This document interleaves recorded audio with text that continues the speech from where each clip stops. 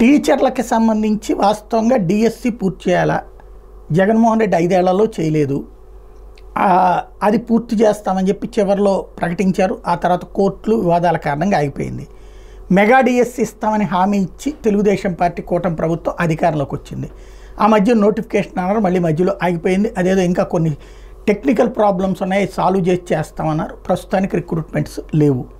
మరి ఇప్పుడు ఖాళీగా ఉన్నటువంటి టీచర్ పోస్టుల పరిస్థితి ఏంటి అంటే, అక్కడ పాఠాలు చెప్పేవాళ్ళు కరువు అవుతున్నారు. దానికి విద్యా వాలంటీర్లను నియమించుకోండి అని నిన్న కలెక్టర్లకి వీళ్ళకి ఆదేశాలు ఇచ్చారు.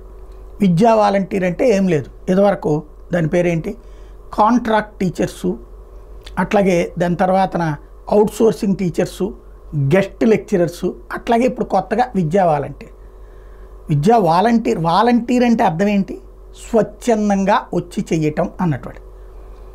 కానీ వాళ్ళకి జీతం ఇస్తామంటే ఇప్పుడు మొన్నటిదాకా వాలంటీర్లను వెటకారం చేస్తే వాలంటీర్ అంటే స్వచ్ఛందం అని చెప్పేసి ఆ వాలంటీర్ కాకుండా ఇప్పుడు టీచర్ని వాలంటీర్ పేరుతో తక్కువ రేటుకి తీసుకోవడం, ఇది వాళ్ళకి న్యాయం చేస్తున్నట్ట అన్యాయం చేస్తున్నట్ట అంటే ఇమ్మీడియట్గా ఉద్యోగం ఇప్పిస్తున్నాను కాబట్టి న్యాయం.